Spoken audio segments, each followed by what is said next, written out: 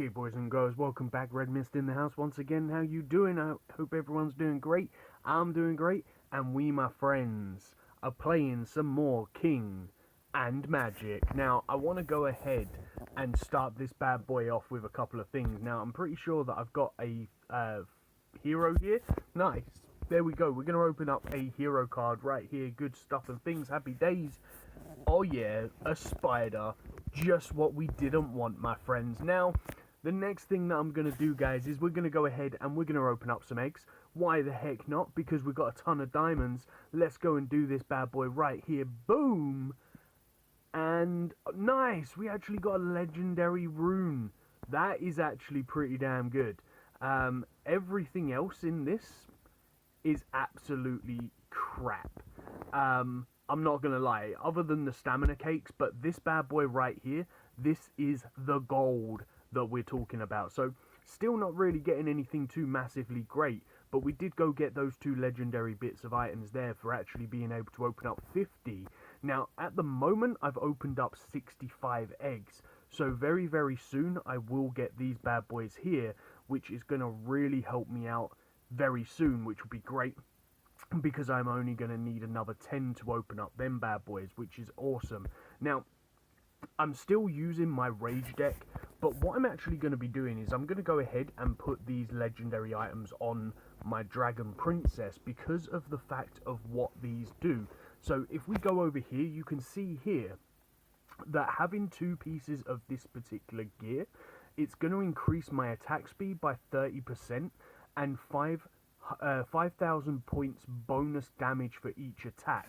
So basically, for having this legendary offhand weapon and this legendary weapon, she's gonna get an extra 5,000 bonus damage every time she hits an attack, and she's also gonna be a little bit faster when it comes to obviously attacking, because she's gonna be 30% quicker.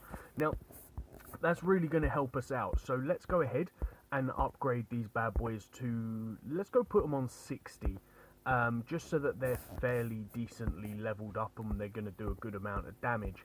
And I'm actually going to go ahead and put the ring on level 60 as well, just so that she can pack a good amount of damage. And then we have a couple of other bits that we can do. We can go put the other staff on this one. And we do have the relic here, guys. Now, obviously, I've already got this legendary bit on here, but I'm going to go ahead and put it on one of my tanks, just so that, obviously, my tank can stay alive for a little bit longer. And we'll put this over here.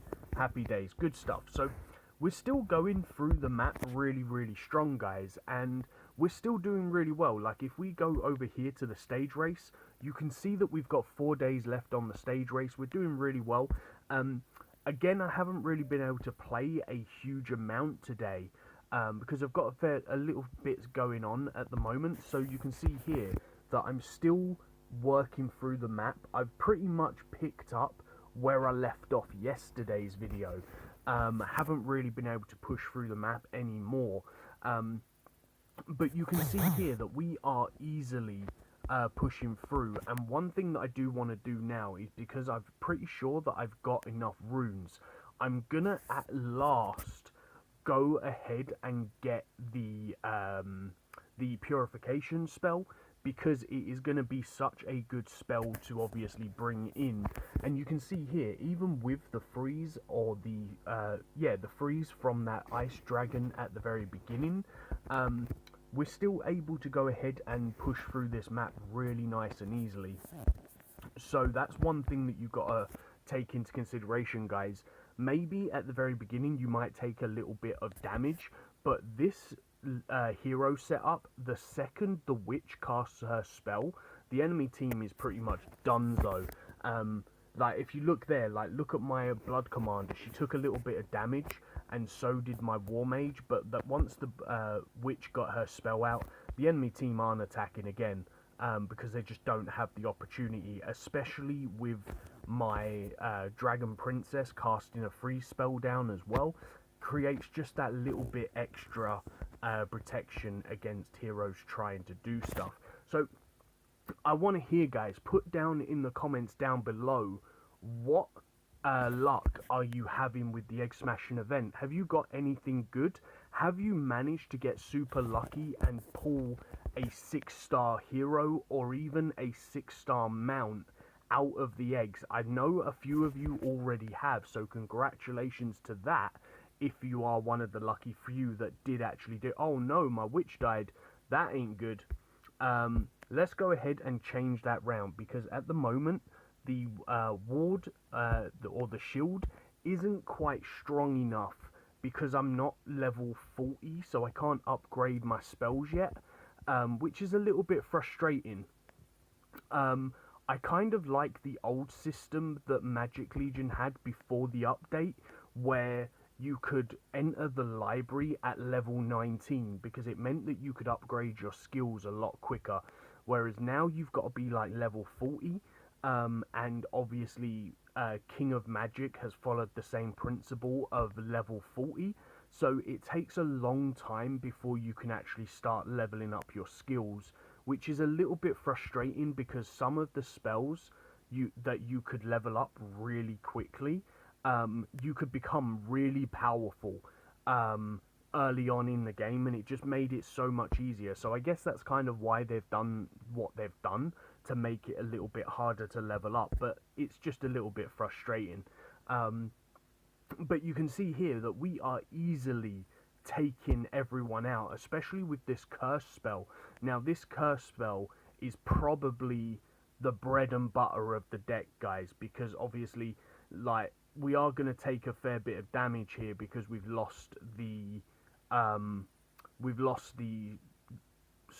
Dragon Princess. I couldn't think of her name then, guys. We have lost that Dragon Princess, so we're not going to do too much damage here. Yeah, that's a little bit frustrating. We're going to have to stop this.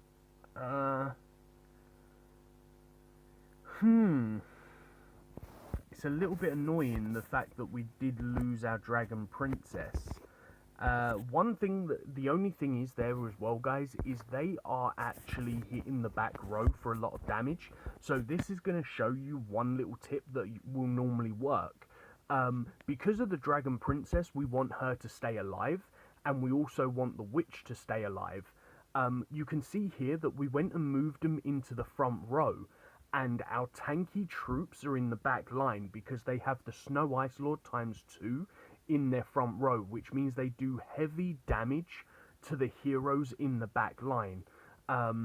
So therefore, by moving our tanky troops into the back line, we're actually able to get past this map.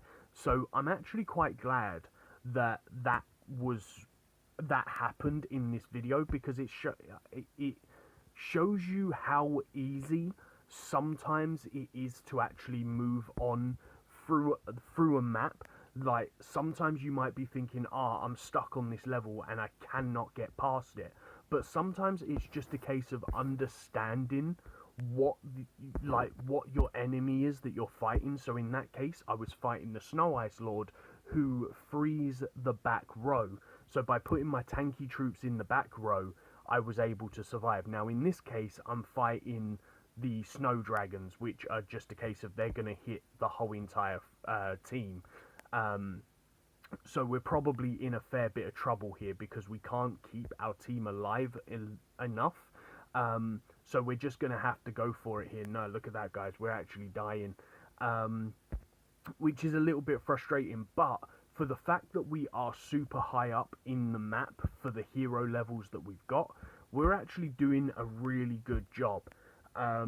So I know it kind of looks like we're getting beaten quite a lot, but you've got to understand, guys, if you look at my hero level, I have level 40 heroes with a +1 Dragon Princess, a +1 Magic Commander, but then I've Magic Commander, Blood Commander, but then my Charming Witch and my War Mage are not evolved yet. They're just base heroes, and I don't have very good gear at the moment. So considering that, with all of that being said, considering that I'm up in the Snowville, up in the extreme Snowville, that is actually a really good place to be at the moment for the level that I am, and the hero stats that I've got. So I'm going to be looking at continuing on and getting a few bits. I will probably do this off of camera, and do like go through it. And you can see that I'm in hard mode on Mystic Forest as well. So I'm going to go for one more fight on this one, even though I really need a drink and I should stop talking. But I'm going to go for one more fight and see if possibly I can actually survive this shot. Like, maybe if I hit the rockfall first, that's going to possibly stun the enemy team enough that my witch won't die. That my blood commander won't die and my witch will cast the spell. Okay, well, my blood commander died, but the witch did cast a spell. Let's go ahead and hit my shield first now. So now that the enemy team are going down, like, look at this, guys. A couple of spells in a different order, and again, we're actually taking advantage of the fight again. So you can see there that that was pretty much the same deal as before, but instead we used a different spell because of obviously fighting different units. So this time we were fighting like all of the same units. So instead of going for the spell that's obviously going to weaken them because they will freeze me, by using the I can't even remember what that spell is. I think it's called Rockfall or Earthquake. I'll check out once we finish off this fight, guys. But you can see, because that actually hits all of the units at the same time, it has a 40% chance to knock the enemy down for, I think, 4 seconds. And that is what gave us the advantage there. So we did still lose our blood commander, but we were able to actually still take the victory because of the fact that we got that advantage and we were able to lock them down. So let's take a quick look. What is it called again? Okay, it's called Earthquake with 40% chance to knock the enemy down for 4 seconds. That's right. I couldn't remember its name, guys. But that is the spell that just won us that game. So you could see against the Snow Ice Lords, we won the game because we moved our heroes.